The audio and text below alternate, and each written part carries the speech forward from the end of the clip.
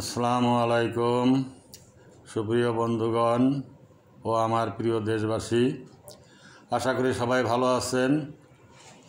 তো আজ একটা মানবিক পোস্ট নিয়ে হাজির হলাম। ঘূর্ণিঝড় রেমাল কেমনে দিব সামাল।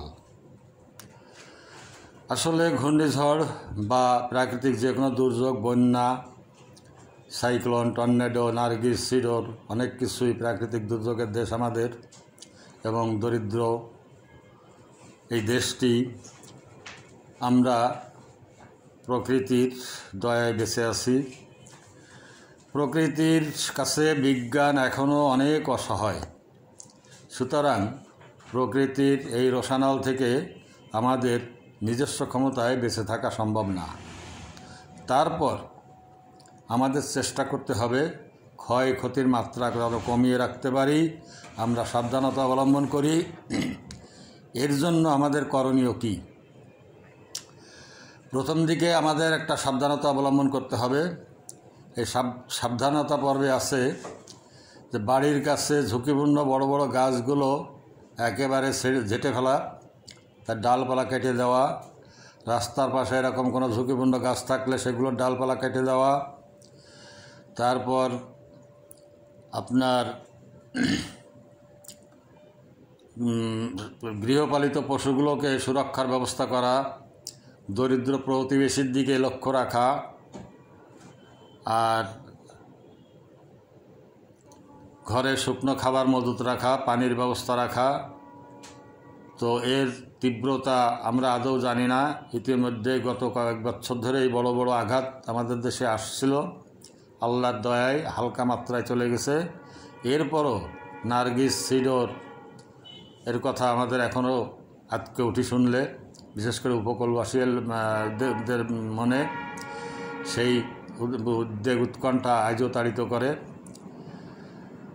তো আমফান অবশ্য আমাদের আঘাতের মাত্রাটা কম হয়েছিল, আল্লাহর দয়ায় তারা পাশ কাটে চলে গেছে।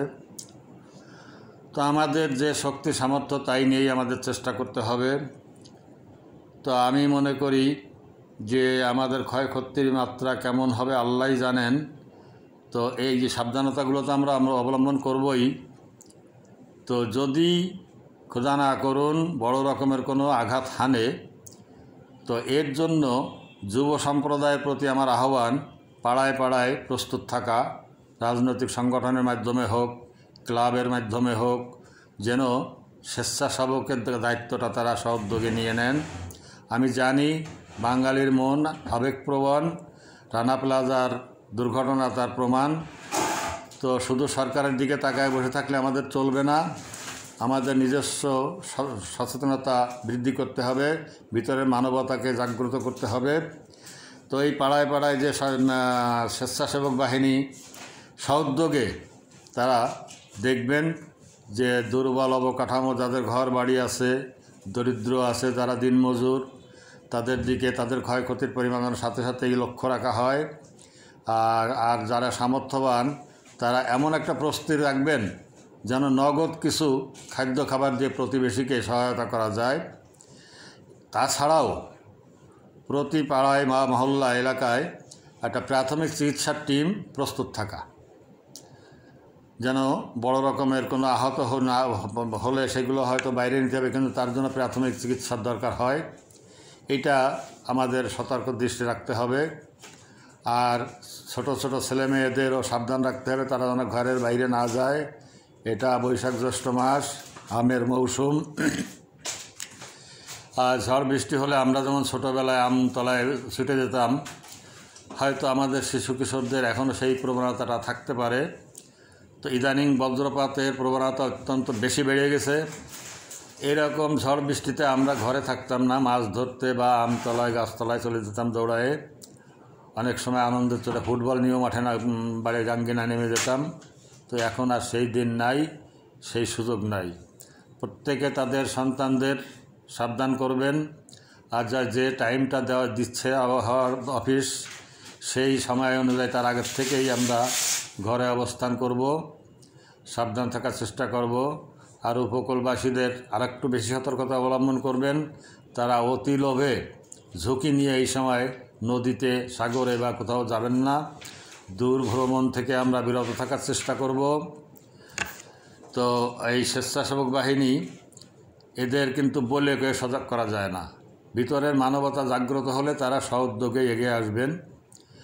যে যেখান থেকে যতটুকু পারেন ক্ষতিগ্রস্ত লোকজনদের সহযোগিতা এগিয়ে আসবেন। এরপর আরেকটা জিনিস খেয়াল রাখবেন, বৈদ্যুতিক তার। এই ঝড়ের তাণ্ডবে যদি কোথাও কোনো বৈদ্যুতিক তার ছিঁড়ে যায় বা ক্ষতিগ্রস্ত হয় বা কোনো গাছ পড়ে, সাথে সাথে বিদ্যুৎ অফিসে জানাই দেওয়া, মোবাইলের মাধ্যমে হোক বা টেলিফোনের মাধ্যমে হোক। এর জন্য প্রত্যেকের কাছে অ্যাম্বুলেন্স, বিদ্যুৎ অফিস এবং স্থানীয় প্রশাসনের মোবাইল নাম্বার সংরক্ষণ করা, যে সাথে সাথে তাদের জানাই দেওয়া এবং তাদের সাথে সহযোগিতা করা। তো আমি আশা করি আল্লাহ হয়তো আমাদের এই বিপদ থেকে রেহাই দিবেন, পরিত্রাণ দিবেন। হয়তো তার গতিপথ, ঝড় তার গতিপথ পরিবর্তন আল্লাহ ইচ্ছা করলে করাই দিতে পারেন। বেশ কয়েকবার দেখা গেছে সেরকম আমাদের প্রতি দয়া করছেন আল্লাহ। আমাদের দরিদ্র অধিক জনবহুল এই যে দেশটা, এর ক্ষয়ক্ষতি পুষিয়ে ওঠা অত্যন্ত কঠিন। আর আন্তর্জাতিক সাহায্য সহযোগিতার পরিমাণও কমে গেছে।